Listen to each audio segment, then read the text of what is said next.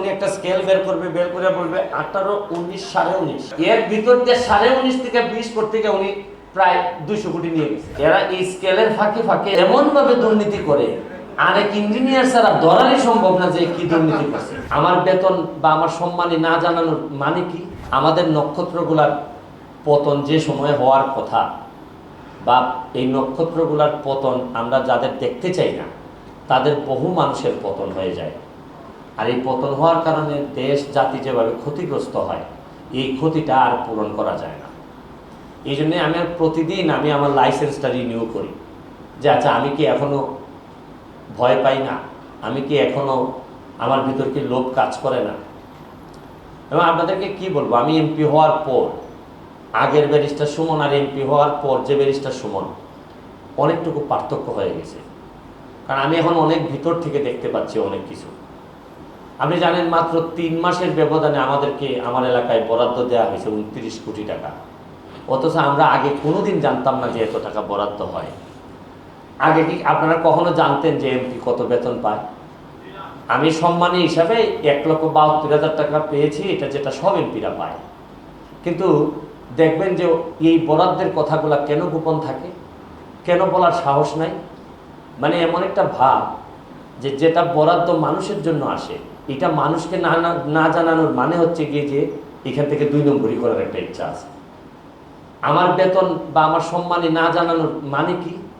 মানে হচ্ছে গিয়ে যে এটাতে লুকানোর কি আছে? আমি যদি শ্রম দেই, আমি বেতন পাই, এটাতে লুকাবো কেন? এর মানে হচ্ছে গিয়ে এখানেও কোনো 2 নম্বরের একটা, হয় আপনি 2 নম্বরই করতে চান, আর নাইলে এই সিস্টেমটাকে আপনি অ্যাডপ্ট করছেন যে আপনি সব 2 নম্বরদের সাথেই চলতে চান, এই জন্যই আপনি জানাইতে চান না। তা আরও একটা বিষয় কি জানেন, ইঞ্জিনিয়ার যারা, আপনারা তো ডিপ্লোমা ইঞ্জিনিয়ারের দিকে যাচ্ছেন, ইঞ্জিনিয়ারদেরকে আমি খুব ভয় পাওয়া শুরু করছি এমপি হওয়ার পর। আমি আগে বুঝতাম না। দেখেন, রাজনীতিবিদরা যখন দুর্নীতি করে, পরের বার পত্রিকাওয়ালারা রিপোর্ট করে তাকে আউট করে দেয় যে না, he is no more MP, উনি এই দুর্নীতি করছে, উনি 5টা বাড়ি বানাইছে, 3টা বাড়ি বানাইছে, আগামীবার থেকে এমপি হওয়া যাবে না।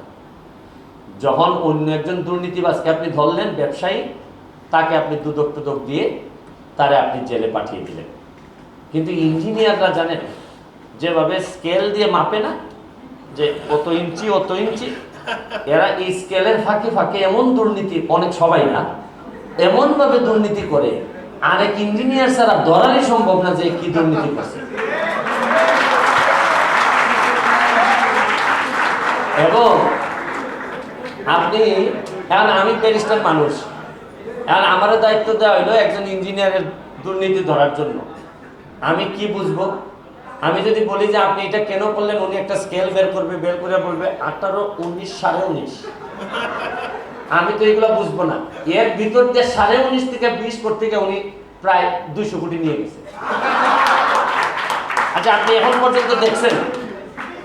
পর্যন্ত দেখছেন যে কত বড় বড় নক্ষত্রের পতন হয়েছে, রাজনীতিবিদের পতন হয়েছে, সাংবাদিকের পতন হয়েছে, সব ধরনের মানুষের পতন হয়েছে, খুব বড় ইঞ্জিনিয়ারের পতন হয়েছে, শুনছেন?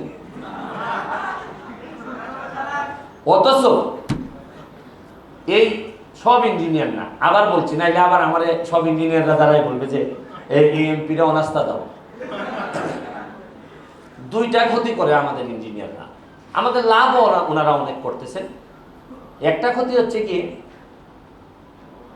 যারা অসৎ, একটা ক্ষতি করার হচ্ছে গিয়ে তারা সেবার নামে, সেবা করার নামে আমাদেরকে ইঞ্চির ফাঁকে ফেলে টাকা পয়সা যা নেয় নিয়ে যাচ্ছে। আর আরেক জাতের ইঞ্জিনিয়ার আছে, এরা একটু কোয়ালিফাইড হইলেই দেশটা ছেড়ে দেয়।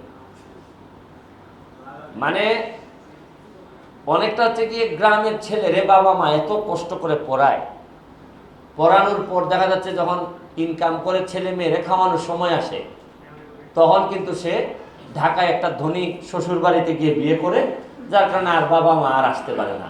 তো ওই স্মৃতিটুকু নিয়েই বেঁচে থাকতে হয়। আমাদের বেশিরভাগ, আপনি জানেন যে ব্রেইন ড্রেন যেটা বলে, আমাদের বুয়েট থেকে, যেটা আমাদের একটা গর্ব করার মতো একটা প্রতিষ্ঠান, এইখান থেকে সবচেয়ে বেশি কোয়ালিফাইড লোক কেউ আর বাংলাদেশে নাই, বেশিরভাগই আপনার চলে গেছে বিদেশে। এরা আমাদেরকে সার্ভিস দেয় না, দেয় হচ্ছে গিয়ে বিদেশকে সার্ভিস দেয়।